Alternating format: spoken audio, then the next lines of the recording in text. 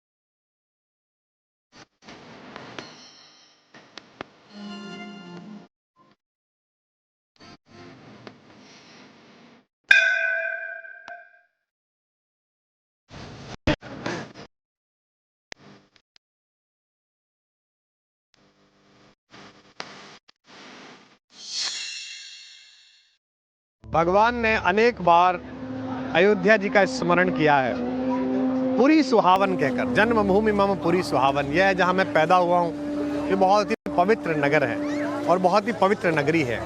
आज मेरा सौभाग्य है, संचित कर्मों का पुण्य फल है कि मैं श्री अयोध्या जी में आया हूँ दर्शन के लिए, इसे अनुभूत करने के लिए।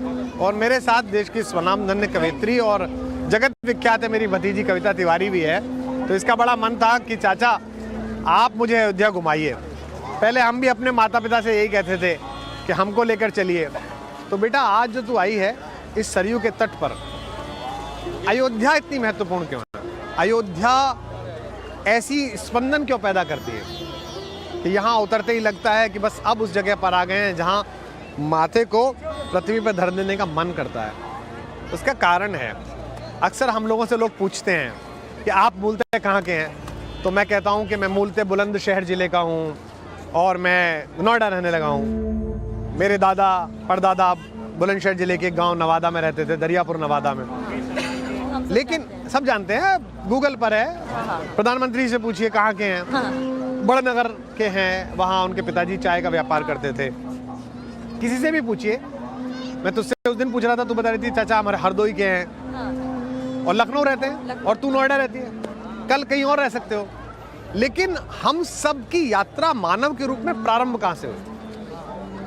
हम पहले किस शहर में आए थे? 1000 साल पहले, 2000 साल पहले कहाँ आए थे? तो ये जो कल्प चल रहा है जिसमें एक सतयुग, एक त्रेता, एक द्वापर और एक कलयुग है। और कलयुग के समापन के बाद भगवान एक बार पलक को झपकाएंगे, भगवान विष्णु, और फिर 4 काल प्रारंभ होंगे। ऐसी हमारी मान्यता है। ये प्रारंभ कहाँ से हुआ?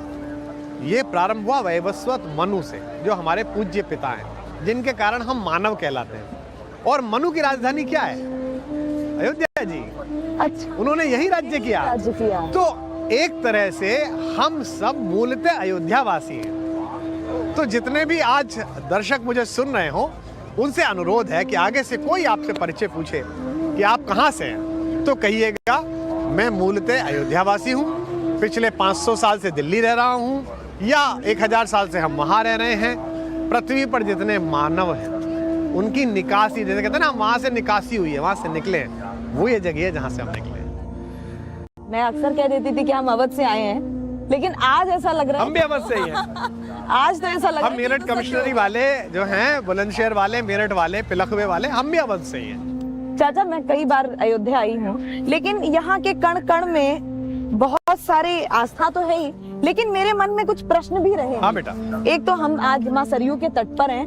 मैंने आते ही एक बात जो देखी, आपने अपनी चप्पलें, जबकि बहुत ठंड है, बहुत सर्दी है, धूप भले है लेकिन बहुत सर्दी है, चलना भी मुश्किल है, लेकिन आपने तुरंत अपनी चप्पलें उतार दी और मुझे भी कहा कि बेटा उतार दे। तो हम तो अक्सर तीर्थ स्थलों पे जाते हैं तो मंदिर के बाहर चप्पलें उतारते हैं, लेकिन आपने तो शुरू में ही उतार दी। ऐसी कोई बाध्यता नहीं है, पर यहाँ और ब्रज में मैं चप्पल नहीं पहनता निजी रूप से, ब्रज में भी नहीं पहनता, सड़क पे भी नहीं पहनता, काली डामर की सड़क पे भी नहीं पहनता। वृंदावन में अभी पीछे था और मेरे साथ हमारे आत्मीय मित्र और देश के बड़े आध्यात्मिक संत हैं पुंडरीक जी, मैं और वो साथ थे दोनों, भैया चलो, मैंने चप्पल उतार दी। वो तो रहते ही ऐसे हैं। उसका कारण क्या है? उसका कारण मेरा लोभ है, मेरा लालच है। और लालच ये है कि बाहर जहाँ मिट्टी दिखी थी, है ना, जिसके ऊपर मैं चल के आया, तट की जो रेत थी, भगवान ने इस राम की पैड़ी का निर्माण क्यों कराया?